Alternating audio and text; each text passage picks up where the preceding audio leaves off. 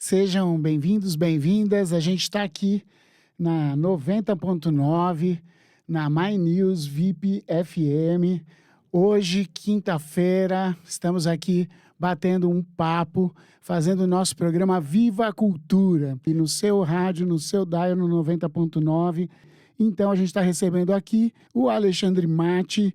Bem-vindo, a gente está muito feliz de ter você, a gente já esperava ter esse papo logo no começo do programa e deu sorte de hoje a gente conseguir gravar esse papo para falar de teatro de grupo. Ale, seja bem-vindo e eu queria que você falasse para a gente, o público tomar conhecimento. Você já produziu muitos livros, mas dois importantes que a gente sabe que tem a ver também com a SP Escola de Teatro, com a ADAAP, né, que é a gestora do projeto da SP, que é um projeto da Secretaria de Estado da Cultura e Economia Criativa, e foram produzidos dois importantes livros para o teatro de grupo na cidade de São Paulo, no país, né? Um livro trata dos grupos da cidade de São Paulo e outro do Estado. E há um em preparação sobre os grupos do Brasil. Então, bem-vindo, e eu queria que você falasse, então, o que são esses dois livros já publicados e o que é esse terceiro livro que está em preparo, está aí sendo embalado. Bem, então, olá para todo mundo. A alegria, ela é recíproca. Tenho dedicado minha vida agora à documentação da produção teatral de uma determinada categoria de produção teatral que diz respeito àquilo que se chama teatro de grupo.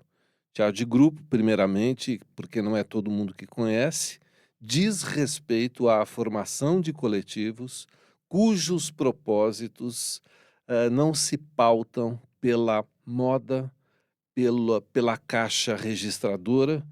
Evidentemente, artista, como qualquer outro trabalhador e trabalhadora, tem necessidade de sobreviver.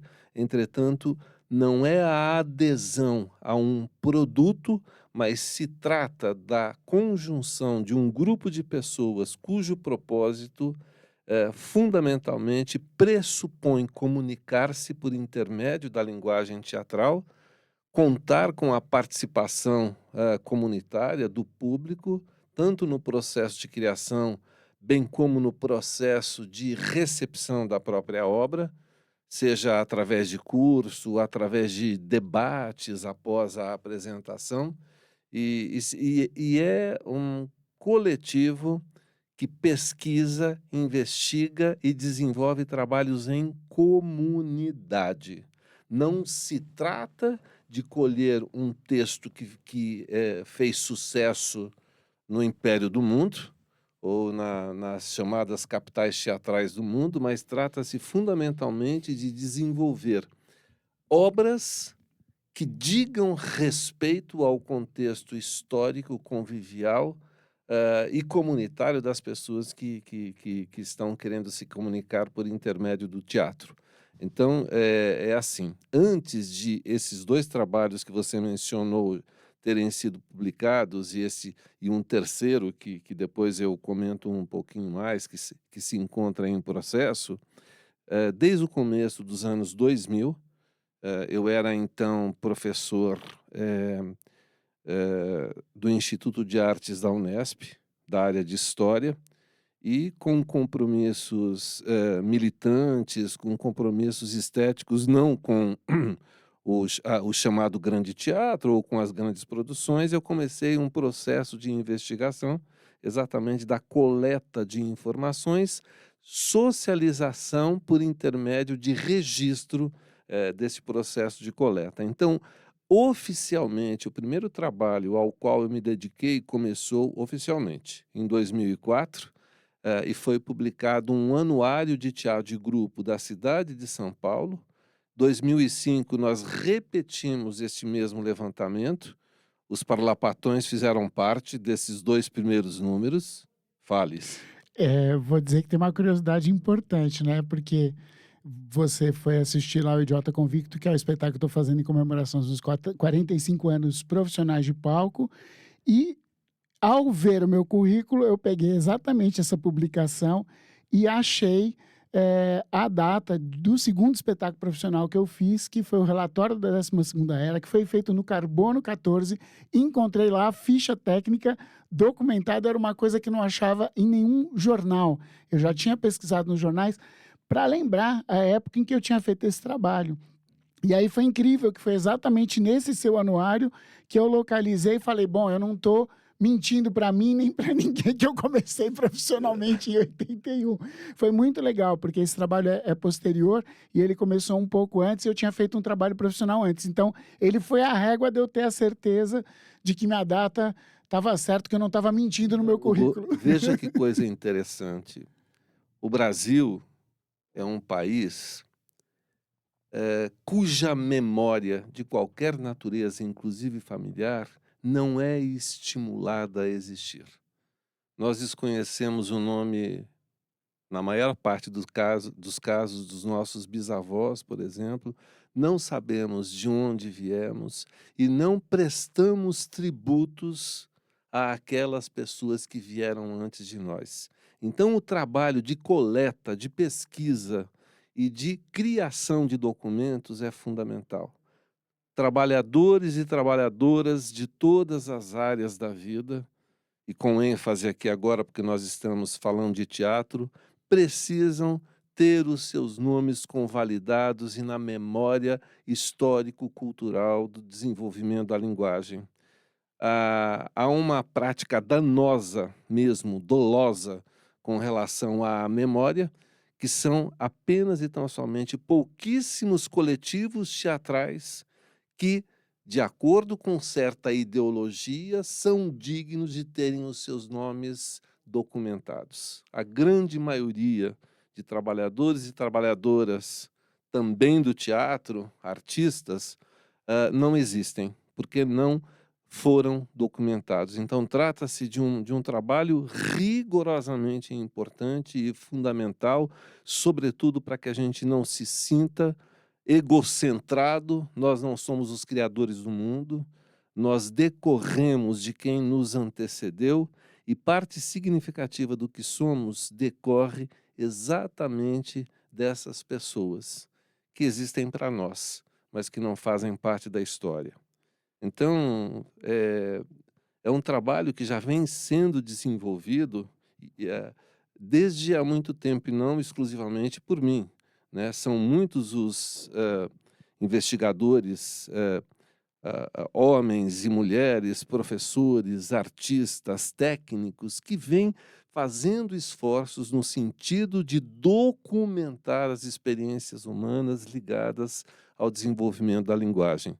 Eu sou apenas uma pessoa nesse coro que faz todos os esforços, sobretudo esforço pessoal mesmo, né, de enfrentamento, para conseguir documentar essas experiências. Então, voltando, portanto, à sua primeira questão, em um determinado momento histórico, eu acredito, 2018, o Ivan Cabral, que é o diretor da SP Escola de Teatro da cidade de São Paulo, me chamou para uma reunião e ele colocou a seguinte questão: nós até hoje não fizemos nenhum trabalho coletivo, não é? Eu disse, é verdade. Eu já havia ministrado curso na SP, mas nunca havíamos desenvolvido um trabalho propriamente dito. E aí eu perguntei, você tem alguma proposta? Ele disse, não, objetivamente não. Eu falei, mas eu tenho. Então, foi exatamente que nós fizéssemos esse levantamento desse sujeito estético histórico chamado teatro de grupo na cidade de São Paulo. Este primeiro trabalho ele foi basicamente coordenado por mim, Ivan Cabral, Márcio Aquiles, Ellen Londero e Joaquim Gama. Formou-se lá um quinteto e eu e o Márcio Aquiles assumimos a responsabilidade de edição desta obra. Depois de quase 3 anos de pesquisa, nós conseguimos publicar um livro absolutamente essencial e impecável, em que nós fizemos um chamamento aos coletivos que participassem deste levantamento documental. Portanto, a ideia era documentar em papel e também de modo virtual, E foi um trabalho difícil, porque dadas as questões políticas decorrentes, sobretudo do golpe que depois a presidenta Dilma Rousseff, as coisas se complicaram em termos de possibilidade democrática. Então, as pessoas estavam muito desamparadas e depois Jair Messias Bolsonaro foi eleito e fez aquele desarranjo total até a supressão do Ministério da Cultura. Então, as pessoas estavam muito desesperançadas nesse momento histórico por aquilo que era concreto, cabal e real, seguindo-se a isso também a questão da pandemia. Então, nós conseguimos levantar, nesta ocasião, 225 coletivos teatrais, nesta categoria de teatro de grupo, quando eu já sabia que seriam aproximadamente 400, né? Mas ocorre que a subjetividade objetiva interfere em uma predisposição de a pessoa buscar se trazer à tona, ainda que seja um trabalho coletivo, porque nós não somos feitos de ferro. O Chaplin já falou que nós não somos máquinas, nós somos humanos, né? Exato. Você sabe que no ano 99 para 2000, quando existiu o movimento Arte contra a Barbárie, que formulou o que hoje é uma política de Estado, né, que é o Programa de Fomento ao Teatro da cidade de São Paulo, que atende exatamente grupos de pesquisa continuada. Esse é o objetivo desta lei que passou, então, na Câmara, é uma lei que vigora e que todo secretário de Cultura, portanto, todo prefeito tem que executar e dar sequência a ele, para que cumpra um programa. Ele não é uma política de governo, é lei. E aí, ao desenvolvermos a ideia dessa lei e escrever, a gente tinha uma avaliação que em São Paulo tinha cerca, olha só, o engano, por isso que a informação histórica é importante, né? A informação e a pesquisa é importante. Na época, a gente fez um levantamento assim caseiro, falou, nós temos aí de 60 a 80 grupos, que a gente achava que iam ser os grupos que iam estar ali, e esse programa prevê incentivo e apoio e recursos para 20 grupos no primeiro semestre e 20 grupos no segundo. E esses projetos podem durar de 6 meses, 1 ano e meio a 2. Então, teria um fluxo de trabalho para atender, digamos, esses 60, 80 grupos. E logo na primeira edição já tinha inscrições acima de 120. 144 inscrições. Eu Exato. participei Dessa primeira. edição. E aí, enfim, já foi um impacto muito grande de informação. Claro que também, ao fato de existir um programa desse, ele é estimulante, ele cria demanda. Muitos jovens saindo das escolas de teatro já queriam se organizar como grupo, exatamente porque já tem um programa para isso, e isso também ajuda a produção a se organizar. Quando tem uma política pública definida, ela também cria demanda, né? E hoje, a sua estimativa aí, né, de que o livro na cidade de São Paulo cobre um número que não é o número exato, porque tem muito mais, né? E me parece que a questão também está na visibilidade que as pessoas podem dar ou não, ou o entendimento que as pessoas têm do que é um grupo de teatro.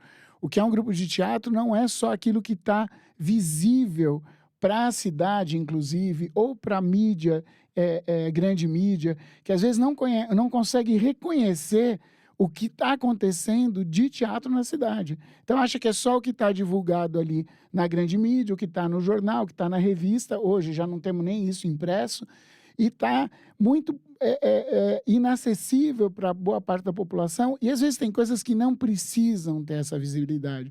São coisas que estão ligadas, como você disse, ao seu entorno, à sua comunidade, ao seu diálogo, né? Como é que foi entrar em contato com esse circuito todo para você, que é um pesquisador, mas uma pessoa muito ativa na cena? Quer dizer, de muito tempo a gente já se viu em lugares muito distantes dentro da cidade de São Paulo. Vou dar um exemplo, né? Cidade de Tiradentes, onde tinham Pombas Urbanas, hoje tem o Palombar, né? E que estão lá, assim, ativos, né? Então, como é que é esse movimento, e como é que você fez para acompanhar esse movimento todo, porque ele é muito extenso? Então, Hugo, foi constituída uma equipe de trabalho. Basicamente, foram feitas inúmeras, diversas tentativas por distintas possibilidades de comunicação, E essas informações, no primeiro volume, nós deixamos que as pessoas respondessem, de uma maneira mais livre, digamos assim. Para o segundo processo de investigação, já foi preparado um documento para apresentar as informações, direitos de utilização de imagem. Preparamos um documento porque aprendemos um pouco, né, por intermédio desta primeira experiência.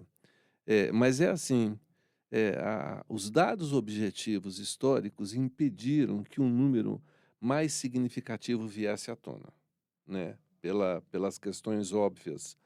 E, fundamentalmente, nós contamos com um grupo que enviou mensagens para todos os grupos que, de um modo ou de outro, era possível, e todas as chamadas mídias sociais. Os chamamentos ocorreram por distintos canais e possibilidades de acesso.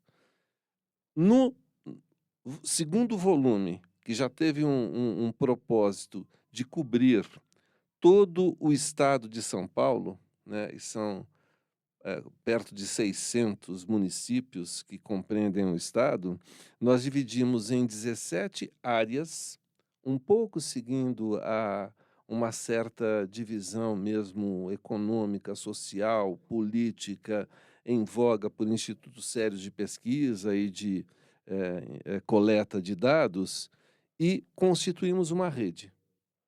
Rede em determinados, por exemplo, Baixada Santista, Ribeirão Preto, Campinas, Sorocaba, né, em territórios que abrangesse outras cidades para esse trabalho ser desenvolvido. Essa rede contou com aproximadamente 100 pessoas, cujo trabalho, é preciso enfatizar, foi voluntário, o que quer dizer que não receberam nenhum cachê, nenhum montante econômico para desenvolver, porque são pessoas. O teatro de grupo tem esta particularidade também. Além da produção de espetáculos teatrais, muitos desses coletivos têm uma inserção social em outras ações significativas que dizem respeito fundamentalmente à vida republicana, à vida comunitária e participativa. Nesse segundo chama. Então, para responder agora esse desdobramento dessa segunda questão, foram várias as possibilidades de busca de interlocução, mas as respostas não vieram como se imaginava, exatamente por essas questões mesmo da subjetividade de um momento histórico desarvorante e desarvorado. Nesse segundo levantamento, portanto, nós conseguimos chegar a um número de quase 300 coletivos teatrais no estado de São Paulo, porque muitas cidades, sobretudo aquelas cidades em que a cultura não tem a menor importância, não há nenhum incentivo, ao contrário, uma oposição para que o desenvolvimento da linguagem ocorra. Muitos desses grupos são formados em escolas, mas quando a estudantada se desliga da escola, o grupo acaba, né? Mas conseguimos trazer um número significativo de coletivos teatrais espalhados por todo o estado e precede a apresentação de respostas de 5 questões que nós fizemos para responder, históricos do desenvolvimento da linguagem naquela área territorial que compreende uma cidade-sede e as outras cidades próximas, para que se tivesse uma dimensão de como a prática vinha sendo desenvolvida. E trata-se de um material muito, muito, muito importante. A gente chama este livro, essas publicações, de um livro constituído por múltiplas vozes. A gente chama de polifonia. Trata-se de um material polifônico. Por quê? Porque os sujeitos interessantes, os sujeitos alvos da pesquisa, os grupos de teatro, respondiam às 5 questões que fazíamos e nós transcrevíamos, portanto, esses textos para o livro. Então, não se trata de um trabalho de um investigador ou de uma equipe que investiga, mas trata-se de juntar as nossas vozes de quem pesquisa às vozes de quem produz.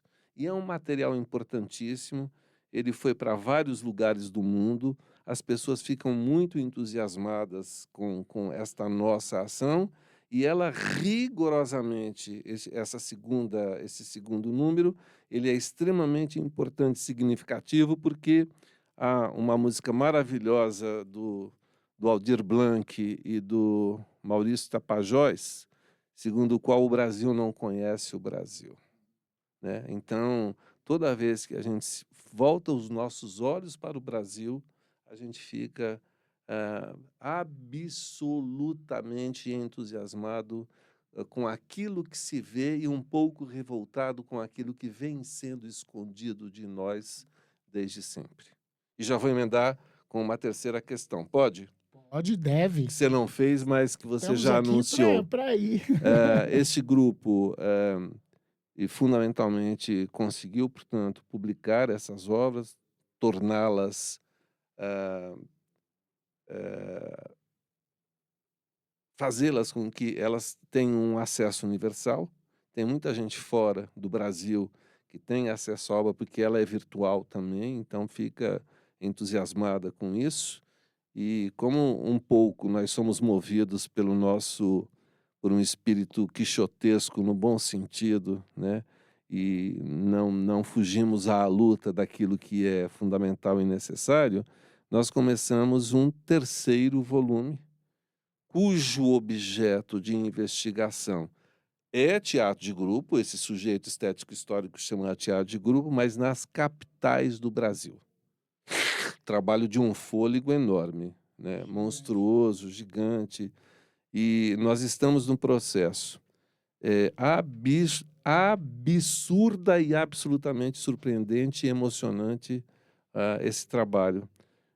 Ele não está concluído ainda, já temos 1.200 páginas, sem inserção de pelo menos uma fotografia de cada coletivo teatral, e nós conseguimos levantar 470 coletivos teatrais nas capitais do Brasil. Somente as capitais, sem considerar, quer dizer, como foi feito só de São Paulo capital, e quando você fala o número do interior do estado de São Paulo, não inclui também a capital, ou seja, somando, nós temos no estado uma quantidade imensa de grupos. E da capital envolvia a Grande São Paulo, ou no estado acabou pegando? Cidade de São Paulo, a chamada Grande São Paulo e o estado de São Paulo. Certo, Né? separadamente. No segundo número, inclusive, como houve muitos grupos que não participaram, não foram inseridos porque não participaram do primeiro volume, nós abrimos mais uma possibilidade de trazer esses coletivos que não haviam participado do primeiro número. Então, é realmente, como a gente tem uma dinâmica de trabalho, eu e o Márcio Aquiles fazemos a revisão dos textos, né? E assim, é assombrosa a beleza escondida de sujeitos que tentam, de modos os mais plenos e significativos, comunicarem-se com os seus semelhantes. Eu quero fazer só aqui uma lembrança, e é uma indicação também. Tem um historiador inglês chamado Peter Burke, casou-se com uma brasileira, um cara que tem muito interesse, inclusive, no Brasil. Ele vem, vez ou outra, aqui para o Brasil, e a historiografia inglesa tem nomes absurdamente importantes e significativos, e o Peter Burke escreveu um livro chamado A Testemunha Ocular. E no 7º capítulo deste livro, tem um ensaio chamado Estereótipo do Outro. E o que fica desta reflexão muito entusiasmante, muito bela, muito significativa, é o fato de nós termos perdido a dimensão de que nós não convivemos com outros e com outras, mas que nós convivemos com semelhantes. E o teatro de grupo tem feito esse trabalho fundamental porque ele se insere em comunidades específicas e busca parceria de seus semelhantes, de suas semelhantes. Então, esse terceiro volume, que ainda faltam mais 10, constituímos também uma rede. As pessoas não recebem absolutamente nada. Esta rede é formada por docentes, por artistas, por técnicos e técnicas, por estudantes. Então, é uma rede muito interessante, dinâmica, e nós temos uma história do desenvolvimento da linguagem, e depois vêm os grupos cujos sujeitos falam de si, por si, mas sempre em relação em troca, né? Então, é um material alucinadamente importante e nunca feito, né?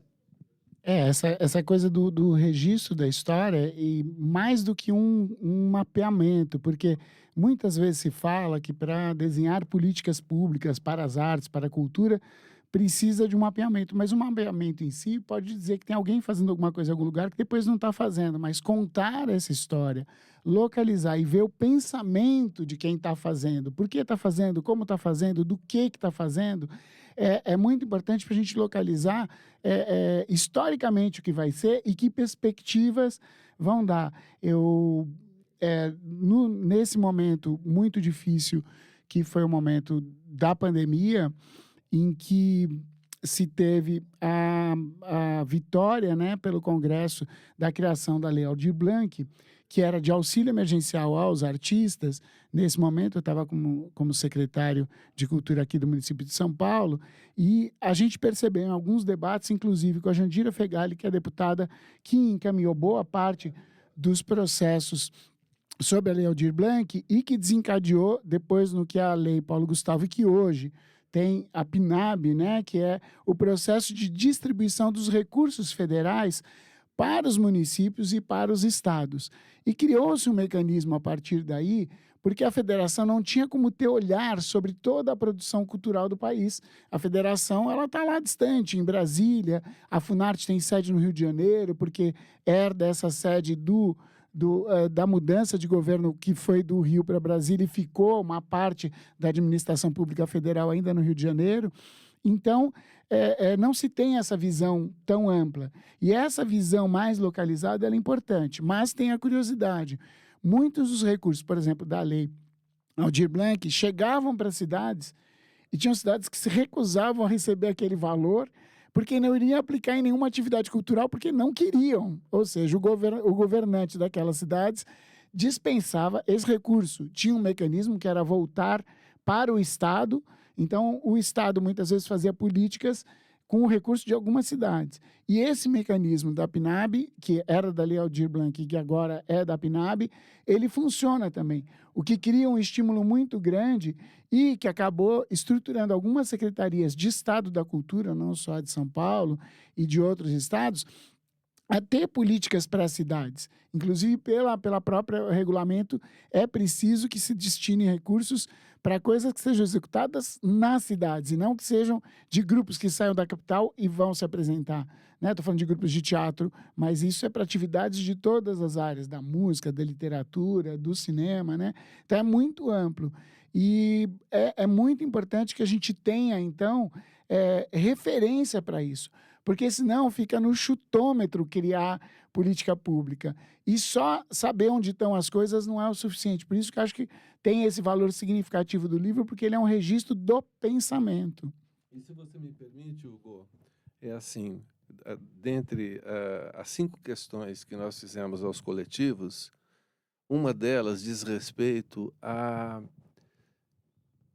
quais são as principais pessoas, individual ou coletivamente, com as quais esses coletivos mantêm uma relação.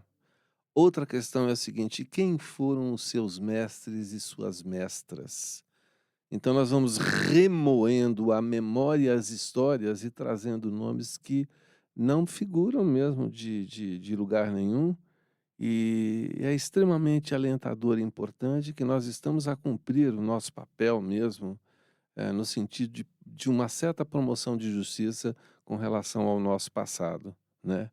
E a última das questões, ela diz respeito a qual é para o grupo, para o coletivo, a função social do teatro. Então isso é muito importante, que pressupõe uma revisitação na sua própria história, nas obras que já foram montadas, as principais relações estabelecidas. Então se tem muito, muito mesmo,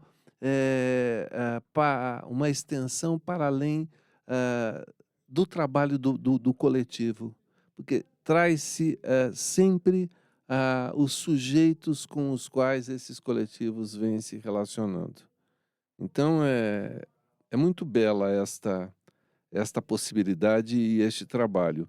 E como o tempo, eu imagino, é nosso inimigo, o tempo Cronos, né, o tempo regulado pela vida aí, horas, dias, meses, anos, né, e não o Kairos, que é o tempo do afeto, né, nós pretendemos imprimir uma continuidade a este trabalho. Já temos uma outra rede parcialmente pronta, só não começamos ainda, porque não finalizamos o trabalho terceiro, né, que está em andamento, mas o nosso objetivo agora é fazer um trabalho de investigação de 9 capitais teatrais, ch chamadas capitais teatrais, tem alguma objetividade, mas muito de subjetividade aí também, nas 3 Américas. Então, na Montreal, Nova York, Cidade do México, Havana, Bogotá, Lima, Buenos Aires, Montevideo e São Paulo. Então, a nossa ideia fundamentalmente agora é instaurar a categoria desse sujeito estético histórico que no Brasil chamamos de teatro de grupo. Mas na América Latina, à exceção do Brasil e na América Central, o nome é ou teatro independiente ou teatro livre. E na América do Norte, na Cidade do México, eu não falei Cidade do México, falei? Falou, falou. Tá, Cidade do México, Nova York e Montreal, o nome é teatro comunitário. Então, trata-se de um outro trabalho de investigação absurdamente importante. Eu montei a rede, conversei com todo mundo, convidando, as pessoas ficam até estranham que uma Assusta, fica tamanha impactado, né? ousadia possa ocorrer, mas eu digo, mas nós temos material para mostrar a vocês o que nós já fizemos e o chamado nosso poder de fogo com relação a esse trabalho de investigação. Então, só para talvez apresentar um quantitativo que é importante, o nosso trabalho, e são muitos outros trabalhos em desenvolvimento, mas só o nosso trabalho, cujo o centro de investigação compreende a SP Escola de Teatro, nós já levantamos e documentamos a história de 1.200 teatros do Brasil. Então, lembrando, só capitais e o interior da cidade de São Paulo. Uhum. Então, e o número é muito maior do que esse. É muito maior do que esse. Por exemplo, Macapá. Macapá, nós só conseguimos um grupo que manifestasse interesse em participar da pesquisa, porque é uma série de coisas, inclusive desconfiança. O São Paulo é um estado muito imperialista e, basicamente, um número grande de obras apresenta uma falsa, errônea informação que se chama teatro brasileiro, mas basicamente corresponde só ao eixo Rio-São Paulo.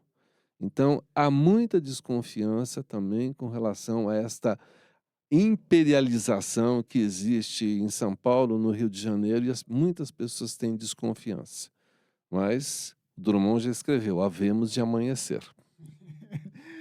Tem uma coisa que no movimento de teatro de grupo, do qual eu participei dos anos 90 ali, tinha esse encontro. Aliás, o primeiro encontro que eu participei foi em Ribeirão Preto, onde tinham grupos de Minas, do Rio Grande do Sul, e essa era uma preocupação muito grande, né? Depois veio o Redemoinho, depois, ainda nos anos 90, no comecinho ali, puxado pelo Fora do Sério de Ribeirão, mas tinha um encontro onde eu tive o prazer de conhecer ali o Amiradade, o Tá na Rua, que também foi um mestre guia para muitas coisas, né, dos Palapatões, eu acho que para o teatro de grupo da cidade de São Paulo, porque deu realmente uma referência muito importante do que significa esse sentido que você falou, desse nome comunitário, que é muito importante, e é legal deixar para quem está ouvindo na rádio ou quem está vendo no YouTube pela primeira vez e não tem uma proximidade, uma relação com a ideia do teatro, que muitas vezes isso parece que é uma coisa distante da realidade teatral do que você vê quando você vê a programação teatral da cidade de São Paulo. Parece que é uma coisa de caráter somente comercial, institucional, mas esse sentido ele é muito importante. Por exemplo, a Praça Roosevelt, onde surge a SP Escola de Teatro, onde tem lá os Palapatões, os sátiros, são parceiros nessa aventura da escola, junto com outros coletivos da cidade, como ali é importante a relação com o seu entorno, como ali é importante o diálogo, porque era uma praça que estava absolutamente abandonada pelo poder público, não funcionava, a população não frequentava, e a partir de um binômio ali, que foi a cultura e o convívio boêmio da noite, conseguiu-se ter um convívio social muito mais amplo, sem gentrificar, sem expulsar e sem querer higienizar o lugar e dizer como se a cidade não tivesse a dura realidade social que ela enfrenta, especialmente de moradores de rua. Ou a própria ideia da prostituição na rua também, que hoje já tem outra característica, que o mundo da internet mudou, inclusive essa questão, né? Ela já não é visível, ela está oculta.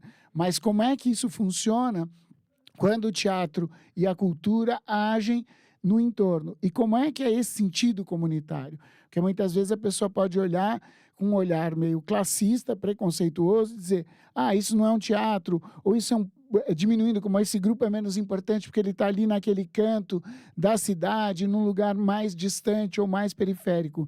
Eu acho a importância desse registro histórico que tem nesses dois livros, da gente debater isso e estar levando isso a público, seja pelo YouTube, seja pela rádio, que quem está ouvindo agora está ali no carro falando, poxa, estão falando de teatro, a gente está matando a curiosidade de muita gente de que existe uma quantidade de expressões em teatro e que tem de outras artes também na cidade, mas muito maior do que as pessoas imaginam. E, às vezes, muito ligadas às suas próprias comunidades, aos seus próprios bairros. Isso não significa que essa atividade não seja também feita para a sobrevivência das pessoas que executam. Elas não são apenas pessoas vocacionadas que têm outras profissões e que fazem teatro como uma coisa complementar. A maior parte desses grupos levantados, dessas atividades que são comunitárias, são pessoas que vivem da arte e para a arte, que têm essa abnegação, né? Que tem essa militância de estar ali, vivendo e sobrevivendo da arte. Então, acho muito importante também, para quem está ouvindo, para quem está vendo no YouTube, se localizar do que é isso. Senão as pessoas acham que isso é uma coisa assim, o antigo nome que se dava teatro amador, a pessoa faz de fim de semana.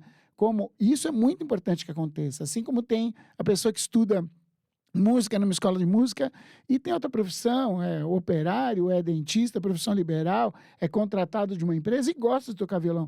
Isso seria o ideal numa sociedade cada vez mais ampla culturalmente, em que a pessoa estuda teatro e tem outra atividade. E, além disso, tem o teatro comunitário, que se expande para todos os lugares, porque essas formas de expressão, elas são fundamentais para a gente criar a nossa identidade, o nosso diálogo e o nosso valor histórico. Porque isso, muitas vezes, é abandonado e o poder público, de uma maneira geral, não tem olhar para isso, né? Então, acho que essa é uma questão do registro que é importante e que passa, assim, do lado de quem está vendo, que está ouvindo, que não reconhece esse significado. Acho importante a gente traduzir isso para quem está ouvindo, porque fica assim, tá falando de um teatrinho lá, de um cantinho aqui, como se isso não tivesse importância. E, na verdade, isso tem muita importância, muita relevância. Quando eu falei aqui do Pombas Urbanas e do Palombar, que são na cidade de Tiradentes, gente, quem conhece a cidade de Tiradentes ou quem pretende ir para lá, também, outro coletivo de lá, de cidade lá, de Tiradentes. incrível, né? E que tem um movimento cultural que é impressionante como ele é impactante para aquele lugar e como ele dialoga também com uma questão central. Você pega todos esses 3 grupos que você falou, que são da cidade de Tiradentes, eles circulam a cidade inteira e o país inteiro, e levam uma imagem de uma cidade que é muito ativa culturalmente, mas que a grande mídia nunca deu visibilidade, de fato ela não tinha interesse Não tem nisso. nenhum interesse. Exato, não tinha interesse e porque tem uma visão muito comercial sobre o exercício da arte, né? Quem se dedica a fazer arte não está com esse foco que a grande mídia gostaria que tivesse, que é a caixa registradora. Claro, precisamos sobreviver, precisamos dela, não estamos negando isso, estamos dentro de um sistema que é capitalista e que muitas vezes não perversíssimo e que não sustenta as possibilidades de algo que é muito importante, porque a educação ocupa no orçamento 33% por lei. A cultura é como se não fosse prioridade. Muitas vezes falar prioridade política é cultura, saúde, segurança. Se fala muito nisso. Quando agora nós vamos entrar no período eleitoral, o discurso fica nesses 3 itens, a economia, claro, que rege boa parte das coisas, as pessoas poderem ganhar e ter dignidade, mas fica nesse discurso, como se a cultura não tivesse significado, importância e valor para criar identidade e, principalmente, criar a visão crítica das pessoas em relação à sua realidade, né? Então, eu sinto que falta muito isso e ter esse material é fundamental para que a gente possa compreender também que isso acontece muito com nós, quando circulamos em festivais, encontramos outros grupos e percebemos que as nossas realidades são muito parecidas, porque a gente acha que às vezes só acontece com a gente. Começar do zero, não ter recurso, ter que batalhar para fazer, ter que manter um espaço. É muita coisa que acontece para você poder se expressar como artista. Eu brinco que a principal atividade dos Palopatões é carregar baús para levar os espetáculos. Você fazer espetáculo é o maior prazer, mas tem todo um trabalho antes. É a festa, é o momento de encontro com o público, é o melhor momento do artista. Mas o que está por trás disso, muitas vezes as pessoas não entendem. E eu acho que esses livros mostram o que está por trás de uma estrutura gigantesca que o país tem, até maior do que o que os livros conseguem mostrar, mas que precisam ter esse registro, né? Eu acredito que seria importante você falar para a gente assim, como é que foi esse entender, quando você falou da função social, assim, o que bateu na publicação para você, para o Márcio Aquiles, para quem publicou, falar, nossa, existe uma visão ampla, meio geral, do que é essa função social? Imagino que sim. Olha, é surpreendente, viu, Hugo, e a quem eventualmente venha nos ouvir. Quando se pergunta a uma pessoa, por exemplo, qual é a maior atriz do teatro brasileiro? 90% das pessoas vão dizer Fernanda Montenegro. Se pergunta, emendando essa questão, quantas vezes você a viu no teatro? Eu vi na televisão. Então, vão se fazendo, se criando os mitos que acabam também por ser danosos no sentido de impedimento do conhecimento daquilo que é tão próximo e tão significativo que está à nossa volta. Antes de responder, Hugo, eu quero dizer o seguinte, para não ficar abstrato, porque muitas das vezes os assuntos aos quais nós nos dedicamos, ele é abstrato para as pessoas que não têm esta dedicação. Então, quem quiser, antigamente se falava assim, dar uma batidinha de olhos nesses livros, entrar na internet, Selo Lúcias. Selo Lúcias, as pessoas toparão com um conjunto de publicações muito interessantes, 3 das quais dizem respeito a esse levantamento que vem sendo desenvolvido. Lúcias é criado pela ADAAP, que é a Associação dos Artistas Amigos da Praça, que é a gestora da SP Escola de Teatro. Então é muito importante porque esse é um retorno de recurso público que é aplicado em resultados de ações culturais muito significativas e que merecem ter visibilidade. A gente está aqui falando numa rádio que tem acesso a muita gente que não conhece esse universo, então é muito bom quando você fala isso. Dá um Google lá no Selo Lúcias, que você vai ver e vai descobrir um universo inteiro sobre teatro que pode estar oculto para você, mas que está disponível. E juntando a isso, é assim, eu toda a vida estudei, eu adoro estudar e tenho mestres e mestras rigorosamente importantes, significativos na minha formação. E como professor eu fui levando também, partilhando com as pessoas essas mestras e mestres, né. Eh, a gente precisa ser, encaminhado num certo momento da vida pelas mãos para que se tenha acesso a alguma coisa. Quem nos ouve, se puder, filho, filha, sobrinho, afilhado, afilhada, não importa quem, priorizar, sei lá, 3 vezes por ano, levar essas crianças ao teatro. A cidade de São Paulo, fundamentalmente, e não só, mas, agora é o nosso epicentro, digamos assim, nós estamos falando mais especificamente daqui, tem espetáculos que são assombrosos. O grande mestre, um dos grandes mestres do teatro, que se chama infantil, mas que é para pessoas sensíveis, Ilo Krugli, que foi o criador de um espaço teatral que foi destruído, botado abaixo pelo atual prefeito da cidade de São Paulo, Ricardo Nunes, foi destruído, o vento forte. Ele apresentava espetáculos, e eu já escrevi sobre isso, que a criança, pelo que via em cena, ia se abraçando ao adulto, e o espetáculo terminava com candente abraço, porque o teatro, que é uma manifestação ao vivo, tem essa perspectiva, esta possibilidade também.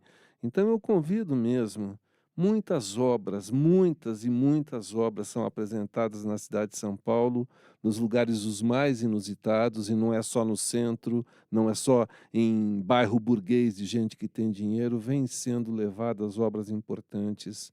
A gente tem um cara maravilhoso chamado Mário Pedrosa, que ele escreveu um texto que ele defende a tese segundo a qual, quando a criança passa por um processo de sensibilização, ela jamais vai aplaudir ditadores histéricos, ela vai respeitar e entender e ver e sentir no outro a humanidade, e isto é importante mesmo, que a gente às vezes saia um pouquinho de casa quando é possível, porque muitas dessas montagens, inclusive, nem cobram, né? Porque elas são feitas em comunidade e isto é possível, de chegar sem ter de pagar ingresso, é começar a investigar a sua própria comunidade. O que existe de teatro no bairro em que a pessoa está, o que existe de teatro sendo feito nas escolas, sejam elas particulares ou públicas, para tentar incentivar que isso é uma coisa importante. Teatro de grupo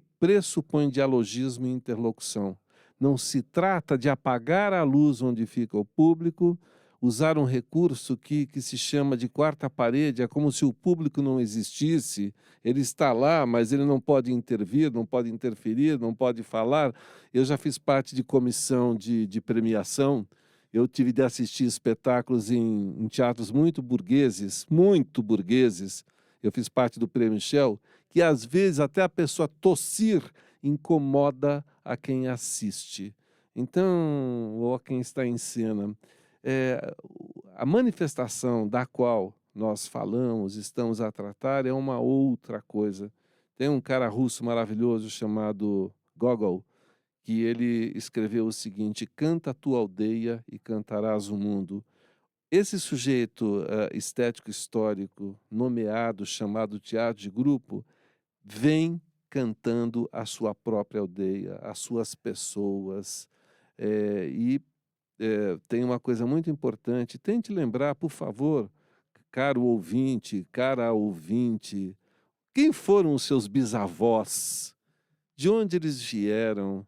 qual a importância na nossa vida de contar histórias, né? Então, me parece que o mundo pode entrar num outro fluxo significativo quando a gente ficar atento a esse tipo essencial de lembrança, de reconstituição da nossa história, da nossa memória e de onde nós viemos. Quando a gente sabe de onde veio, ou pelo menos tem mais informações de onde veio, a gente se sente eh, mais provocado a defender de uma maneira mais significativa aquilo que vem sendo permanentemente destruído.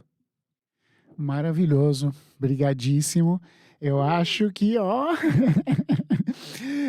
a gente aqui só para ir arrematando, acho que tem uma coisa assim que para as pessoas entenderem que muitas vezes elas não se sentem no direito de ir ao teatro. No teatro você vai ter, de um jeito ou de outro, uma experiência impactante viva, porque é feito ao vivo e trata dessa troca, dessa empatia. Então isso é muito importante para a gente ter essa dimensão. Para quem está nos ouvindo, para quem está nos assistindo, procurar isso. E isso que o Alexandre falou aqui, leve a criança, porque ela vai construir uma visão de mundo que é empática, que é se colocar no lugar do outro, que é entender essa relação humana viva, intensa, e não registrada numa tela e da qual ela se desprende. Uma informaçãozinha bacana, um pouco é assim, eu fiquei muitos anos participando como mediador de debates num festival de teatro, de vários festivais, um dos quais era em São José dos Campos. E em uma determinada oportunidade, o grupo Catarsis de Sorocaba, eh, cujos integrantes são pessoas maravilhosas, maravilhosas, admiráveis, eles transitam com aquilo que se chama também de uma polifonia em distintos idiomas. Então, italiano, francês, inglês, espanhol, Andrea Nur, sobretudo, que é professora também da ECA, da Escola de Comunicações e Artes da USP, é da família, a mãe Janice Vieira, o pai Roberto, enfim, surpreendente. Então, eles fizeram uma obra em que eles se utilizavam de vários idiomas. Ao meu lado, a filha de uma artista da cidade de São José dos Campos, a Kelsey, eu não lembro o nome da filhinha dela, uns 5 anos. Então, quando começou a falar em, em italiano, ela perguntou, a mãe não sabia. Eu comecei a traduzir para ela, né? Porque ela queria um entendimento daquilo que estava sendo dito. Nem 5 minutos depois, ela falou: tá bom, chega, não precisa mais. Ou seja, ela entrou na obra sem necessidade de entendimento da língua, do idioma no qual a obra ou as personagens falavam. E este fenômeno, ele é muito importante. A arte que é viva, que tem os corpos em troca presencialmente, trazem uma outra proposição energética, às vezes até ancestral. É muito difícil explicar tão rapidamente. Existem determinações pelas quais isso acontece, mas é o caráter surpreendente da linguagem teatral, porque trata-se de um conjunto de pessoas que, num espaço específico, apresentam, e trata-se de um outro conjunto de pessoas que assistem, mas o encontro ocorre exatamente quando um se imbrica, né? Se aproxima do outro e se concede. Então, não existe o limite da área de representação, sobretudo nas formas populares de cultura, como você, Hugo Pozzolo, faz muito bem. Não existe uma separação, existe uma diferença de espaços nos quais as pessoas se encontram, mas a obra vai se aproximando, levando o público para o espaço representacional, e o artista que tem esta vocação, este compromisso, sai do espaço restrito representacional e vai para a área de público. Então, cria-se uma grande comunidade, que a gente pode chamar de uma comunidade de ouvintes, comunidade de espectadores, e tem uma outra determinação que a gente até tenta escrever sobre, mas é sempre limitado porque as pessoas são muito maiores do que aquilo que as palavras eventualmente poderiam definir e determinar. Olha, eu quero agradecer imensamente, imensamente a presença sua aqui. Para quem está ouvindo na rádio aqui no 90.9, My News VIP FM, a gente está muito feliz de fazer o Viva a Cultura, porque acho que é um programa que a gente está construindo, ainda está aprendendo a fazer, mas a gente já sente a sintonia que as pessoas têm. E você falando aqui para a gente é emocionante. É, fico muito agradecido que você tenha topado essa conversa e queria te agradecer imensamente. Obrigadíssimo. E eu queria aí que você encerrasse assim a sua participação, falando um pouco concluindo um pouco essa questão do valor, né, do público ir ao teatro, seja lá onde ele estiver, porque ele estará ao lado dele. Então, as palavras, o Drummond, Carlos Drummond de Andrade, um poeta excepcional, lamentavelmente hoje algo desconhecido, como aquilo que é mais substancial, que não é superficial, que não é rasteiro, né? Tem mais dificuldade de chegar até as pessoas. Ele escreveu um poema que eu cito em todo lugar em que eu vou, chamado O Lutador. Quem não leu O Lutador, como eu digo, precisa ler ontem. A Maísa está aqui, linda, a olhar para nós. Nesse poema, em um determinado momento, tem uns versos que é assim: o teu belo rosto, assim, começa assim: lutar com palavras é a luta mais vã. No entanto, lutamos, mal rompe amanhã. Isto vale para os artistas.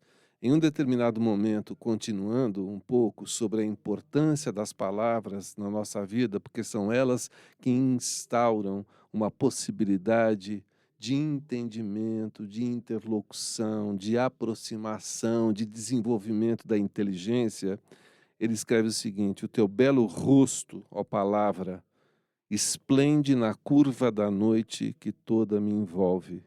Esplender é brilhar. Significa o seguinte: toda vez que nós tomamos contato com alguma coisa significativa na vida, nós não saímos do mesmo modo que entramos. É assim, a manifestação viva do teatro tende a trazer esta determinação. Nós entramos de um modo e saímos de outro, porque o brilho fica esplendendo em vários lugares dentro de nós aquilo que nós tivemos a possibilidade de acessar. Quando alguma coisa é significativa, nós não acessamos exclusivamente o presente, mas nós acessamos toda a nossa ancestralidade. O teatro é um promotor, fundamentalmente, as chamadas artes da presença, o balé, uma música que se ouve ao vivo, alguém que se ouve cantando ao vivo, o teatro, são experiências que nos convocam e nós vamos conferindo nosso próprio tempo para que as coisas existam. E tudo que existe dentro de nós vem do passado e traz esse sentido que a gente vai sempre lembrando. Então eu quero realmente convidar mesmo as pessoas para tentar colocar na sua cesta básica. E é tão importante a arte, a arte, as linguagens, né, as expressões artísticas, mas com ênfase aqui ao teatro, de colocar em sua cesta básica e tentar conhecer. E vale, hoje em dia tem internet, perguntar assim: eu não posso pagar, onde tem espetáculo gratuito na cidade? Vem essa resposta. Tem bastante, tem Aí, ao bastante. mesmo tempo que se acessa a isso, a gente pode também fazer uma pesquisa: que obras de teatro gratuitas estão tratando da questão do preconceito e da violência contra as mulheres. Então a gente tem esta possibilidade e, fundamentalmente, eu vou insistir muito de levar as crianças para o teatro, porque elas começam a se fazer sensivelmente e talvez elas, apesar de tanta luta que nós tivemos, né, Algu, nós não estamos deixando um mundo bom às pessoas, a despeito de tanta e tanta e tanta luta. Mas a gente vive de utopia. Então, o teatro utopiza a existência, que as pessoas sejam, portanto, utopistas e utópicas, e viva. Viva, viva a utopia, viva o teatro, viva a cultura. Obrigado vocês que nos acompanharam aí pelo Dial no 90.9 e quem está vendo ou revendo aqui no YouTube, no canal Viva a Cultura. Não deixe de se inscrever no nosso canal. Obrigado e na próxima quinta a gente está de volta. Valeu, obrigado.